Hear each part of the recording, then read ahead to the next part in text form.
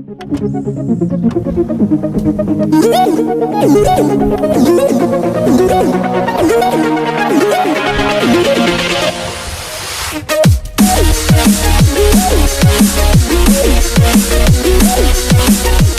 and welcome to another episode of this Crystal Palace career mode. Of course, we are in the January transfer window finally, and we can start making some more good signings hopefully. And so here we go.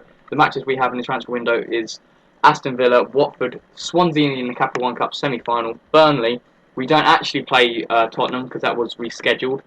But then we have the second leg of the semi-finals, and then we have that Everton's game is rescheduled as well to a Newcastle FA Cup game. Anyway, yeah, so that's the games that we're going to... that will be shown, in this episode today. So, yeah, I'm just going to show you the shortlist. Basically, these are the players that you've probably seen a lot of these players anyway before when I've shown you the shortlist before, but these are basically the players that I want to go for. And this guy, Richard Dunn, he's old, yes he's old, but look how cheap he is. The most I could actually buy him for is 303k, and he's roughly 75 rated, so I went in for a bid for 150k there, just hoping, just start low and we can get higher. But he looks like a really promising signing just for the end of this season, just so we can buy time for our other centre backs to start growing. Especially, you'll see what signings come through now. I've just dropped a massive hint there, but yeah. So I made a bid for Werner, and yeah, he looks like a good signing if we could get him. And yeah, look at all these strikers, all top quality strikers here. And Okazaki, I went for a bid for him. I think that's how you pronounce his name, Okazaki. But yeah, he looks like a very good player. He looks like an all-around striker, like a creator mold even. But he could finish as well, which is good. So yeah, I went in for a bid with Ledley plus 200k. So I started low. You know, he's 8.5 million. That's his value. But there we go. There's his stats there. Quite nice. Obviously, pause the video if you think. If you want to see the stats closer up and in more detail. But anyway, so yeah, I'm going through all the bids on there. So Barini and another player there. Pause the video again if you want to see. This is just going through quickly, and yeah, Hergota, this is my favourite one, and I really want to sign him. He looks really good. Him and Barini are the two players I really want to, at least sign one of them basically. Probably only have enough money for one of them.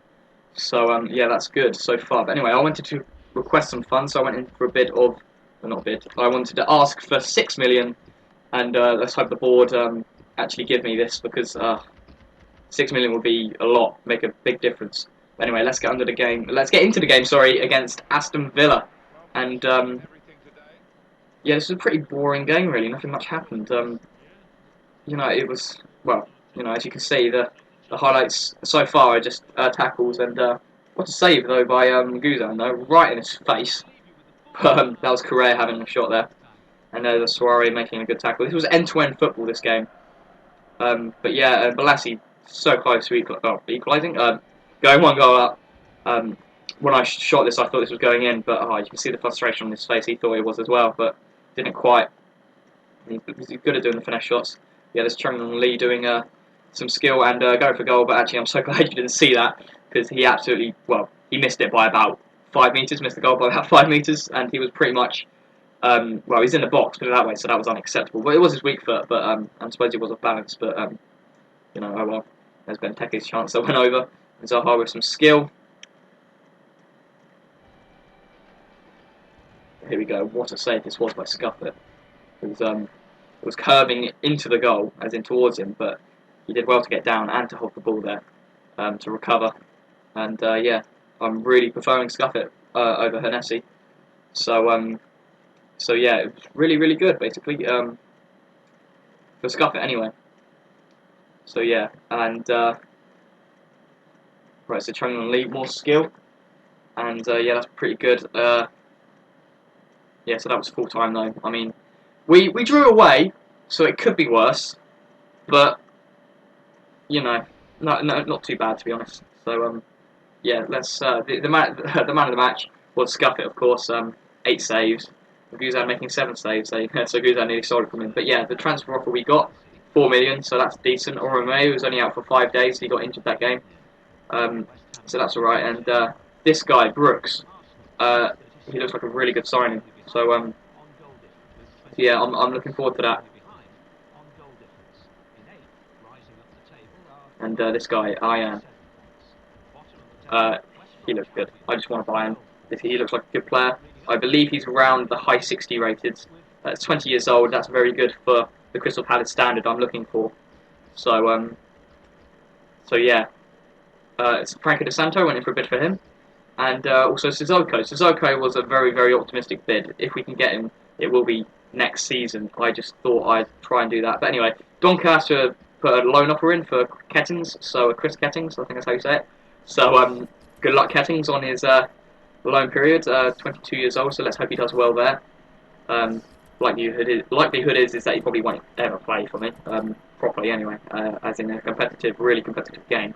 So but anyway, so here's Barini. We went in for a 2.9 million bid here, and yeah, that was that. We went in for Hagota as well, and so these two again are the two I want to sign because we need a new striker. Let's be honest, Gale and Sonogo are not good enough, and Campbell is on loan, so I'm not really looking forward to Campbell coming back. I'm probably going to sell him when he comes back. But anyway, Okazaki I raised the bid.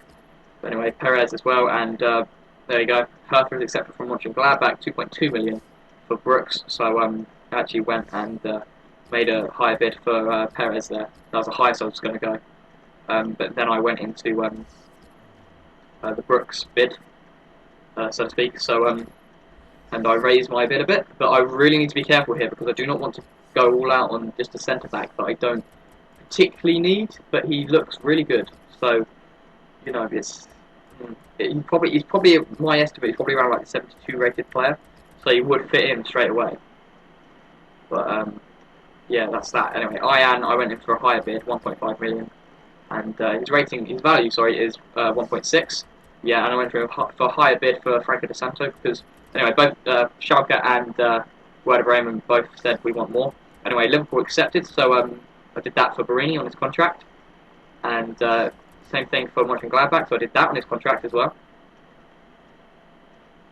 And there you go. QPR didn't accept, sorry. So I went in for a 260 bid. 250, sorry, 260. Yeah, it was 260. Well, for Richard Dunn, and yeah, let's hope that gets accepted as well. Okazaki, what's the name? Mine's accepted as well. So yeah, obviously we won't be signing all these players. We have nowhere near the budget. We have just enough budget for one, really, or two, a stretch. But Frankie De Santo doing a contract offer there, and yeah, so Brooks there, 3 million. Okay, right then 5.5 million. I was like, nope, we're not getting him. There's no way we're getting him, unfortunately. So that was that, unfortunately. So yeah, unfortunately no Brooks. But here we go. Next best option, done. He's actually QPR's accepted, so we put in a contract there, and then Ian as well for Schalke they accepted, so in a contract offer for Ian. Hagota and Barini accepted. Now, Barini is 5 ratings higher. However, Hagota has 80 finishing rather than 75, and 80 finishing. I don't know why, but it's always those. When I have players, I always think that I always treat it in 5, the stats, so to speak, because I don't know why, but it just feels like that's the noticeable difference. So Barini has 75 finishing, and then Hagota has 80. 80 is a good, for me, you can start doing outside the boots and stuff like that a lot easier when you have an 80 rated, 80 stat for finishing. So, or long shots for that matter, depending on where you are on the pitch. But yeah, so I ended up signing Hagota in the end. He looks like a good player, and he would definitely be the starting player for us. And there's Sonogo's stats against Hagota's. They're quite similar players, really, other than Sonogo's obviously better in the air, but Hagota is so much better at finishing. So that's the main stat we'll be getting Hagota on. So yeah, obviously he's weak, but 4-star, and so that's what makes him the starting player for me. Anyway, so I seen this game against Watford in the FA Cup. We're away, and I did my second team, and we won 2-0. So that was good. Obviously, Sonogo, Balassi, and Townsend getting a little run as well. But Gale getting the start because he hasn't had one in a while. So that was good to see. And then here we go. Right, so let's get into the second leg of this Swansea game. Dunn making his first appearance there, and what a tackle that was. And Hagota making his pretty much his first shot. It was his second shot actually, but they're both on target. But you see it highlights. But yeah, it was on target, and Fabianski has done quite a few saves. So I'm very, very aware of Fabianski's form at the moment. I actually might think about signing him next season if Scuffy doesn't actually improve at all. But here we go. This is quite a dodgy goal, really. But oh well, it's a debut goal for Hagota, and that was just positioning really more than finishing really. But he managed to finish on the volley, so you know, he, if he skied that or missed that, I would have died literally. I mean, that would have been the worst signing I've ever done if he could miss that for the first time. But yeah, so here we go. There was a foul there, and unfortunately we couldn't convert anything there. But that was a yellow card for the Swansea player. Suarez playing well there, and here's Balassi doing a Berber spin as well. So yeah, sorry about that. There's so many Balassi skill moves on this thing. But oh well, you guys might like to see it. But anyway, look at that. Fabianski, great save. Even holds it. So you know, that's why I'm looking at him. But Jedinak had a great chance from the corner that put back down from us, and unfortunately, when I went to take it, I thought, oh, this is looking good. This is looking good. Took it. Oh dear, this isn't looking good. So but yeah, Jedinak has been playing so well, especially with the free kick. He scored against Man U as well. So and yeah, I just like him. He's just a good player. But I'm thinking of playing him rather than well, I'm thinking of playing Romeu rather than him even. Just because Romeu is one rating below, but he's roughly 10 years younger. So it might be a better investment of time, and a risk basically, just to play him rather than Jedinak. But yeah, that was full time. So that was 1-0. That was the first leg, I think it was. I can't remember, was it? No, it was the first leg. Yeah, it was the first leg. So that was 1-0. And Scuff it. There you go, man of the match again. Fabianski getting a 7.6 rating with 9 saves. So yeah, that's why Fabianski is on my radar at the moment. Yeah, let's get into this game against Burnley. And yeah, this is an okay game. You'll see why I said that, or laughed or chuckled. But yeah, and I'm going to rephrase that. This was a brilliant game for Crystal Palace. Anyway, I got so annoyed. That challenge, obviously the referee gave a penalty and the red card. But before that, Gabbiadini scored an absolutely insane goal, and it wasn't shown in the highlights. Basically, he got a chance, a touch, obviously he converted that penalty there, but he got a chance from outside the box, really far. It's probably closer to the halfway line than the box. That's how far away it was. And he took a touch and smashed it on his strong foot, went flying to the top corner. Absolute streamer. And EA being EA didn't show the actual goal in their highlights. So, you know, actually you'll see later. I actually looked for the highlight to see if they just skipped it in the video. But yeah, so actually Gabbiadini was on 2 goals when he took that shot there, as you just saw, and obviously Heaton denying him sort of the hat-trick chance. So yeah, and as I said before, this was a brilliant game, and Burnley did put up a good fight, to be fair. But yeah, here we go. Here's Hagota, sorry, for his second chance, and that's 2 goals for him. And so that's in 2 games. Sorry, he scored 3 goals. So there we go. Great signing so far. But anyway, Gabbiadini, his hat-trick chance again goes missing. Unfortunately, he missed that chance. But here we go. Here's Sanogo, and he has a chance, finishes it, but he's offside, unfortunately. So as you can see here, he gets very frustrated. Sanogo is a very strong player, actually. I might think about loaning him out again if I can, just because he's just a strong player on the ball, and he's a good replacement just for any other striker that I will have, and hopefully Hagota will grow a bit, just so I can definitely have him as a starting striker. There we go. Gabbiadini again going for goal, but unfortunately misses it again. And here we go. Sanogo's second chance. Will he miss? No, he doesn't. He finishes that comfortably right in the bottom right corner, and yeah, that is that. 5-0 at Turf Moor in Burnley. So yeah, well done, Crystal Palace. I really like playing this game. Hennessy obviously got a run in as well, and again an 8.2 rating there. But yeah, Gabbiadini man of the match. And here we go. As I said, I actually looked for the Gabbiadini goal, but that was a penalty. That's why I clicked on it. But yes, unfortunately I couldn't show you it. I was really annoyed. So there was no instant replay here either. So yeah, I was really annoyed. But anyway, let's put that behind us. This is the second leg. Here we go. Second leg of the Swansea game in the Capital One Cup, the semi-finals. So here we go. This was a good game. It was a really good game. This game was very tough, especially in the snow as well. So a lot of chances went missing, and a lot of chances was converted as well. So Gertson with the diving header there. What a brilliant goal that was. But unfortunately that put us 1 goal down, so we're actually drawing at this moment in time. We're 1-1 in aggregate. And then Balassi, what a shot and what a save. This is what I'm talking about, Fabianski. You'll see him some more saves, and he just played so well. It was so difficult to get past, basically. Every shot I did, thinking it was going to go in, and then Fabianski was there, so I completely forgot about Fabianski, basically. But there you go, Townsend making life hard for the defenders of the Swansea defence, and yeah, so well done Balassi and Townsend there. And what a shot. Here we go. Watch this. Again, Jedinak. He's keeping himself his first team in because well,